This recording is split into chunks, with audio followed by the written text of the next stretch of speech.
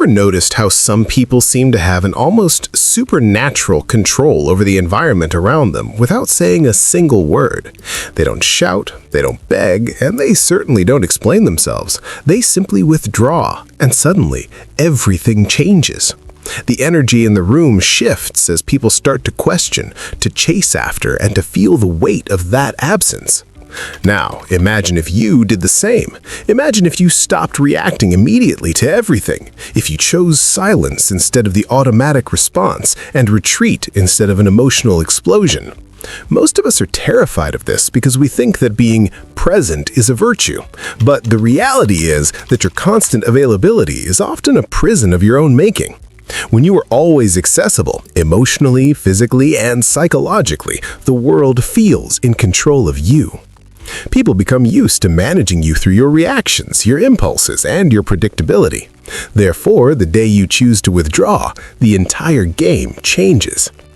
At Why We Wire, we believe that understanding your internal scripts is the only way to master your life. In this video, we're going to break down the 5-step psychological framework of why disappearing is the most powerful thing you can do for your status and your peace of mind. Since childhood, you have likely been conditioned to believe that your worth lies in how available you are to others. You've been taught to respond quickly, to please, and to say yes even when every fiber of your being wanted to say no. But here is a truth that many are afraid to face. This excessive availability is not a virtue, it is a prison. Carl Jung spoke about the persona, the mask we wear to be accepted, loved, and recognized. It is exactly this mask that keeps you overly available. You say it's okay when you're actually suffocating, and you respond to messages immediately, even when you are physically exhausted. You explain yourself, justify yourself, and defend yourself as if you owe a debt to the world. But the truth is that the more you place yourself at the center of someone else's stage, the more you disappear from your own. Being available all the time is a subtle form of self-abandonment. It is a disguised way of seeking approval and trying to control the image others have of you. But this control comes at a price, and that price is your peace. If you feel like you've been living for everyone else but yourself, I want you to comment, "I choose my peace," below. It's the first step in signaling to your brain that the old mask is coming off. There's a cruel reality in human psychology. What is too abundant becomes an emotional rag. No one respects what they don't have to earn, and no one values what is always there. When you are always available, you become predictable. Therefore, you become a tool. People start to use you as an emotional emergency button. They press it when they want attention, relief, or validation, and then they put you back on the shelf as soon as they're done. They don't want you, they want what you provide, the distraction and the emotional comfort. If you change, if you set a boundary, or if you refuse to react, those same people will get irritated and accuse you of being weird. But it's not because you've done something wrong, it's because you stopped being functional for them. This is a biological stressor. If you've seen our video, you don't choose your partners, your nervous system does. You know that we often attract people who thrive on our lack of boundaries. Therefore, your unavailability is a threat because it forces them to confront their own internal noise and emptiness. Your mind is not an automatic machine, it is an energy system. Every thought, emotion, and action consumes a part of your limited psychic energy. The question you must ask yourself is, are you choosing where your energy goes, or are you letting the world decide for you? Every time you react impulsively to a provocation or defend yourself against a criticism that didn't even deserve attention, you are wasting that energy. When you engage in useless discussions or try to please those who do not value you, you are spending your inner strength on what does not nourish you. But, as Jung was clear, that which you resist persists. The more you react, the more you bind yourself to the very thing you want to escape. People who live emotionally drained are not weak, they are misdirected. They become vulnerable, and when you're vulnerable, you become easy prey for manipulative and opportunistic people who can sense that you don't know how to guard your energy. If you've seen our video, Why Nothing Feels Exciting Anymore, the dopamine trap, you know that this constant reactivity actually burns out your ability to feel joy. Therefore, true power is not in reacting, it is in choosing when and how to act. Opportunistic people don't need to raise their voices to control you. They just trigger the buttons you've left exposed. This is the mechanism of projection, where people project onto you what they can't see in themselves. The more emotionally available you are, the more you become a blank canvas for these images. They aren't relating to you, they're relating to the role you agree to play because you're afraid of being abandoned. The most effective manipulation happens in the silence of guilt, when you believe you need to help or understand, even when it destroys you inside. But when you stop reacting, the game breaks. When you start saying no and withdrawing instead of explaining yourself, the mask they put on you falls. This leaves them unsettled because they no longer know who you are.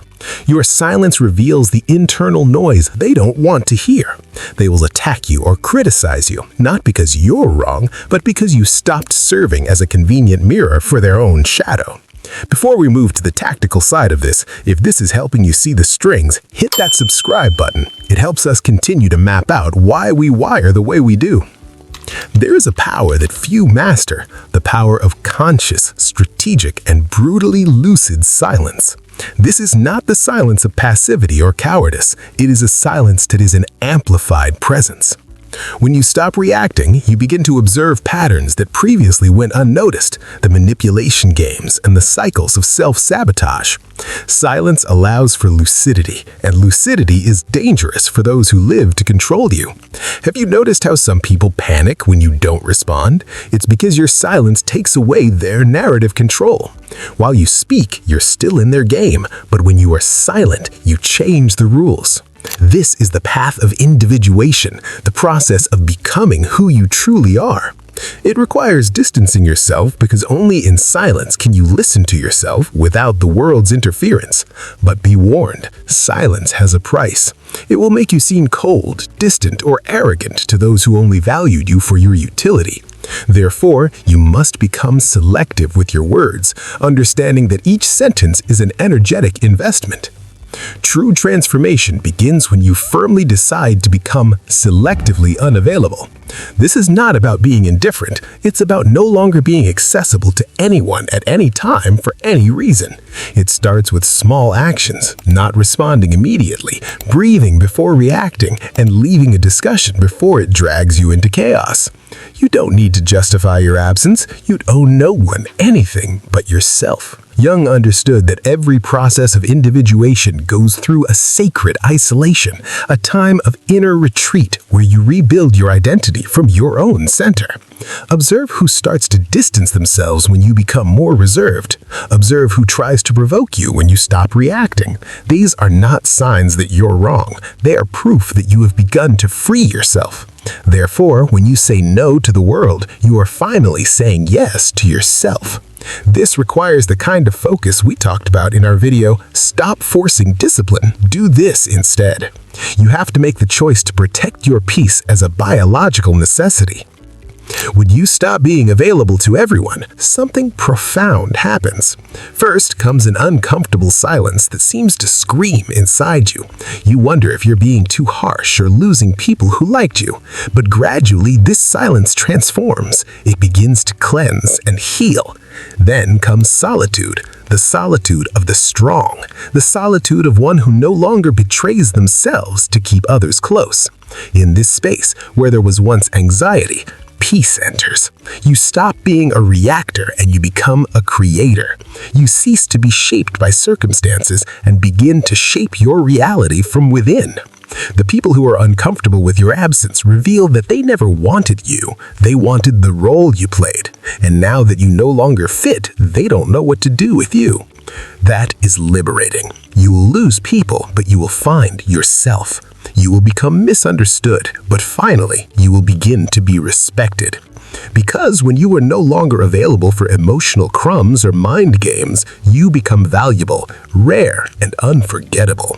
Now tell me in the comments, are you ready to pay the price of being you?